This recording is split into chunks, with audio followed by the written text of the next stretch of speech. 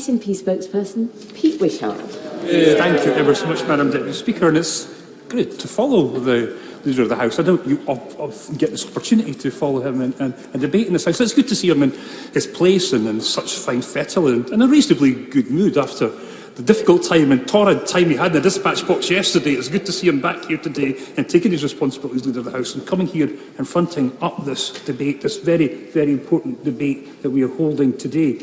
Because today is actually quite an auspicious day. Today we mark 2 weeks, the 2-week anniversary of this new age of Tory sleaze, the not-so-glorious era of Tory chaos on standards and behaviour, a period in our political history that will now never be forgotten. And like all great historical epochs, it has its heroes and villains and the people who have defined it. Most notably amongst them, of course, is the Leader of the House himself. Then we have the Government Chief Whip, all masterminded, organised and administered by the Chief of Staff of this organisation, the Prime Minister himself. This is the troika of standards misery, the holy trinity of standing up for your pal when the going gets tough. Then there's the winners. We know who the winners are. It's quite a lot of them. They've made an absolute fortune out of these second jobs, and still good on them. You know, they're the winners. Then there's the losers and the victims, and I'm trying to think generally about who these people might be. The victims, I think, are those who believe in propriety, those who want our politics beyond reproach. But surprisingly, amongst the victims in all this, I look to the Tory backbenches who have been dragged up that hill by the dysfunctional grand old Duke of York to be marched all the way down again. And then when they thought they'd got to the bottom, they were dragged further into the ground by their Prime Minister. They have every right to be upset with their hard Brexiteer colleagues who are running this government.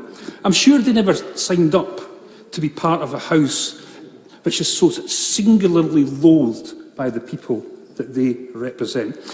And day after day, the headlines keep on coming. Yesterday's was quite amusing. It all involved the Community Secretary, where he seemed to be levelling up on his obligations to his good friend and leadership donor, David Miller, who he put in the VIP lane for £160 million of PPE contracts.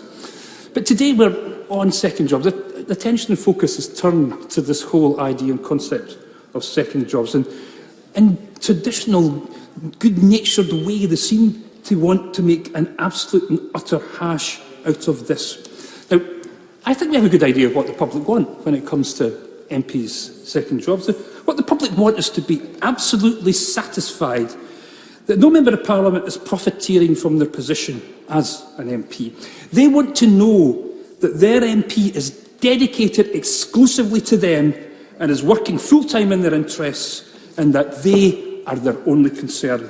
They most definitely don't want to see Members of Parliament earning these eye-watering, obscene figures that we've seen some of them earning in the cause of these second jobs. They actually believe that we are handsomely paid. We're probably, to most members of the public, paid far too much for what they do. And if I'm sure if we were to ask them, they would be all in favour of making sure that we had our salaries reduced. And they certainly don't believe that we need another second job to supplement what are above generous salaries that we receive for doing our important work. Yes, of course. Thank you very much. I thank the honourable member for giving way, because he is making a very powerful point. And on that point about second salaries at the moment, at a time when we see record inflation today, that we have a cost of living crisis, energy bills, does he agree with me that the fact that we are arguing over the fine print of whether or not MPs can earn more money does us no credit whatsoever? And that cross-party consensus would be best served by backing the opposition motion. I wholeheartedly agree with the Honourable Lady. She'll not be surprised to find me saying to her, we have got this cost of living crisis. Inflation is going through the roof today, and we are here debating our income, and we are going over these issues about whether it's right and appropriate for people to be earning even more than the very generous salaries that we already secure on behalf of looking after our constituents. Of course I do. I'm grateful To my honourable friend for giving way, and as a breast cancer surgeon, people will know that I have practiced in the past while trying to maintain my licence. I remember being pilloried on the front of the Daily Mail for helping out over Christmas when my colleague had a heart attack. So, to me, I have no issue with second jobs being regulated, whether it's by time or money or whatever way the House would choose. But is this not being used as a smokescreen? Because the issue that was raised at the beginning of this month wasn't about a second job.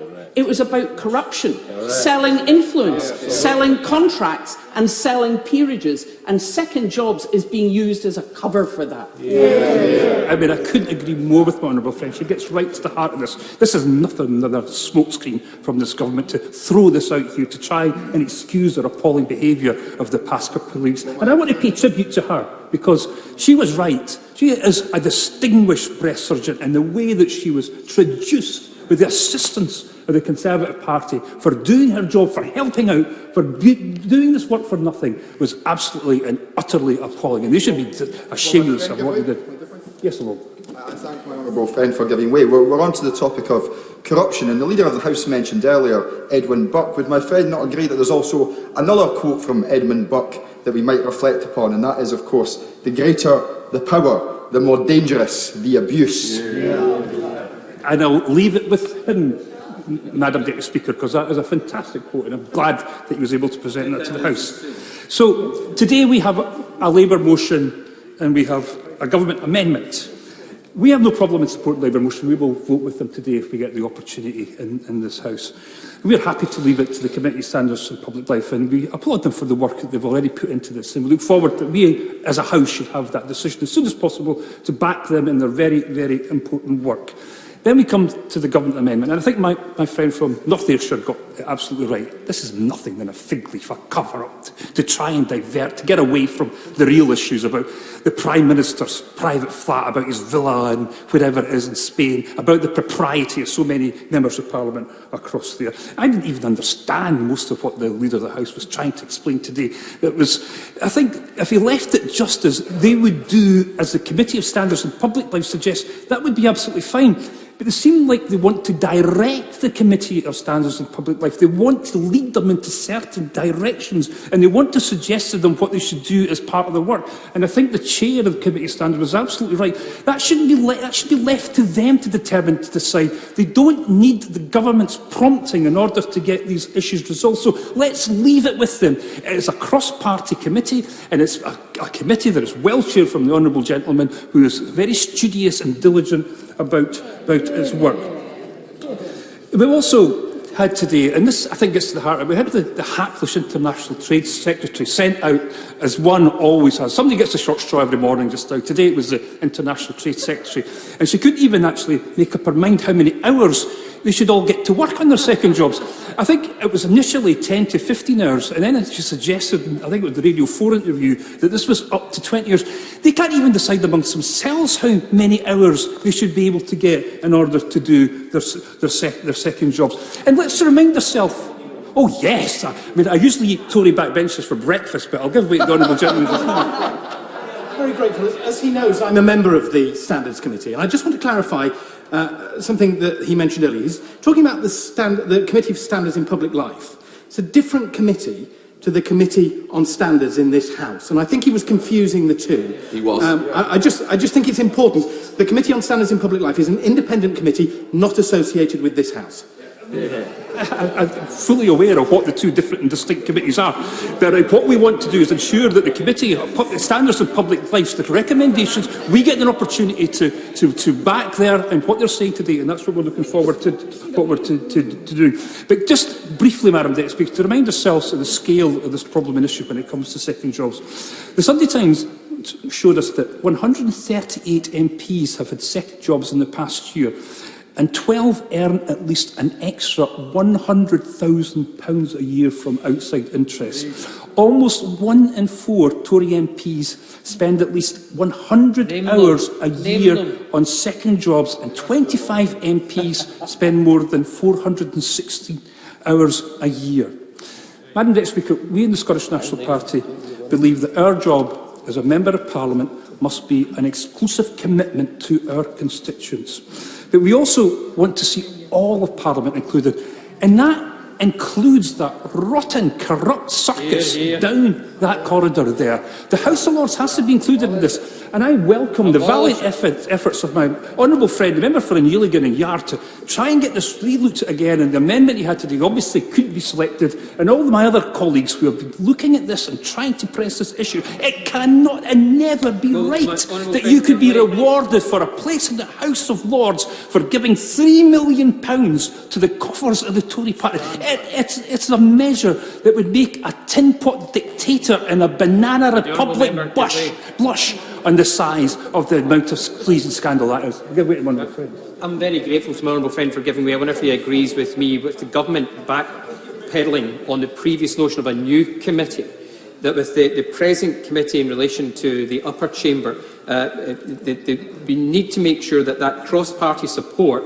also goes to the upper chamber, where we stop appointing members from the opposition to an unelected, unaccountable members for the House of Lords. Absolutely. We have a duty and obligation and responsibility to make sure that we have the best possible standards in the unelected chamber. It is the Prime Minister that appoints members to the House of Lords, and it's lists that's drawn up by party leaders that gives these appointments an opportunity to be placed there, and it has to stop. And the whole place up there, I mean, I know this House likes it for some reason, watching people dressed up like Santa Claus prance around the place, like put there because they're donors, cronies or placement. It is an appalling abuse, a corrupt House, and we should be looking at abolishing it, not putting more people in because it happened to give the Tory party £3 million.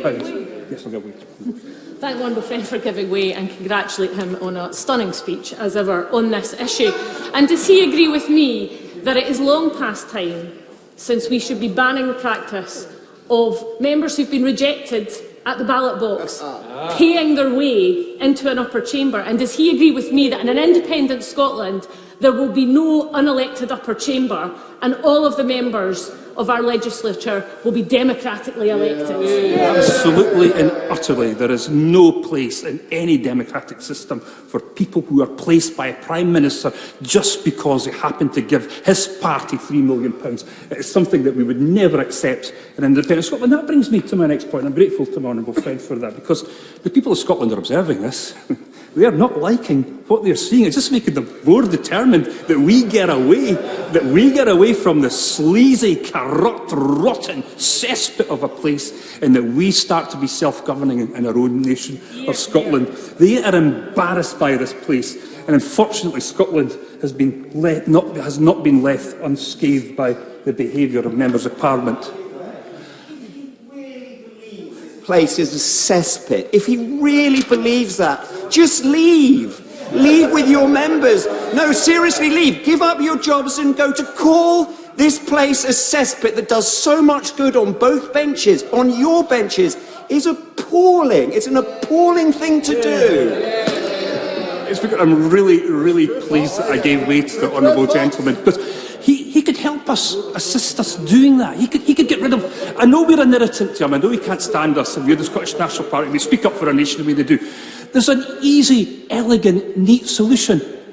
You govern yourselves, and we'll govern ourselves. That's how we could fix it. Sorry, madam, not you, because I know that you govern yourself very effectively, but they can govern themselves in all their corrupt, sleazy beauty, while we could get on with running a proper, democratic, accountable Scottish Parliament in an independent Scotland. That is the answer to the honourable gentleman up there. But I've given the honourable, you have to get on, because I know that speakers, yes. Well, so what we have, Madam Deputy Speaker, is a real issue with the leader of the Scottish Conservatives. Because he is the very definition of a second job, being both a member of this House and a member of the Scottish Parliament. But he's also got the added complication that he's a part-time assistant referee into the process. And his difficulties have only been compounded, Madam Deputy Speaker, and it gives me no pleasure to say this, because he didn't properly declare the considerable sum... Order. I do hope the honourable gentleman has given notice that he intends to talk about another member in his speech. I most definitely did do that, and I can assure you I would never mention the honourable member without giving them notice in advance that I intended to raise the issue today. So it's a very different of a second job, and it's simply impossible for him to give his full attention to his constituents as their MP, as the Prime Minister now demands from Conservative MPs, when he needs to be in the Scottish Parliament as the leader of the Scottish Conservatives. For example, and it's just one example, Madam Deputy Speaker, the good people of Murray last night weren't represented in the Finance Committee, the Finance Bill vote. The Member of Parliament simply wasn't here. He had to be someplace else, quite legitimately, on another job. He has to decide, Madam Deputy Speaker, on the strictures of the Prime Minister himself who said this. He has to decide whether he can be a full-time Member of Parliament, represent his constituents full-time in this House, or leader of the Scottish Conservatives in the Scottish Parliament. He cannot do both. And I say this, and he's not here because I know he's probably in the Scottish Parliament. He might not be, but he's got First Minister's questions tomorrow where he'll have to be there in the Scottish Parliament. I say to him very candidly that he should decide which Parliament he wants to be part of, because it is quite clear he can't do both. And I think his Prime Minister recognises he can't do both. Yes, I would. Can I thank my honourable friend for giving way? This is in the public domain, Madam Deputy Speaker, but looking at the register of interests from the Leader of the House, in 2016 he has an entry for January, February, March, April, May, June, July, August, September. How much he earned doesn't matter, but he claims he worked 35 hours in each of those months. Does my honourable friend believe it's possible to be a full-time MP and also find an extra week's worth of work time every month for a second job? Possible. And I know my honourable friend from Dundee East, who's been a colleague of mine for 15 years in this House, the hours that he puts in making sure the good people of Dundee are represented in this place, and he would never be able to find these hours, so I don't know how the Leader of the House is quite able to do this. But Madam Deputy Speaker, we also have to turn just ever so briefly to something else that's going on in Scottish politics, which deeply, deeply concerns me, and that is dark money and the use of unincorporated associations giving money directly to the coffers of the Scottish Conservatives. Now, we don't know much about these unincorporated associations. We don't. Sometimes we're given an address, sometimes we're given an email, a telephone number, sometimes we're even given a building, but we have absolutely no idea where their income comes from and how they're able to funnel it into the coffers of the Scottish Conservatives. It is a disgrace that they are able to continue with this, and we must get on with it. But, Madam Deputy Speaker, I've spoken in every debate, I think, on second job and standards in this House in my 20 years in this place. And most recently, we looked at this, and you'll remember this, Madam Deputy Speaker, February 2015, when a scandal involving a sting operation involving Jack Straw and Malcolm Rifkin took place. We all got together like this, and we all spoke ever so highly detailed about what we should do and how we should address this. And we actually declared that we would do something about it. Isn't it sad that we're back 7 years later, saying the same things, determined to try and clean this place up? We shouldn't have to be here again. We should have had this dealt with. We are going through a terrible, terrible period in politics just now. It's down to them. The resolution lies with them. Back the Labour motion and throw out this stupid amendment. Order. We will start with a time limit of 6 minutes.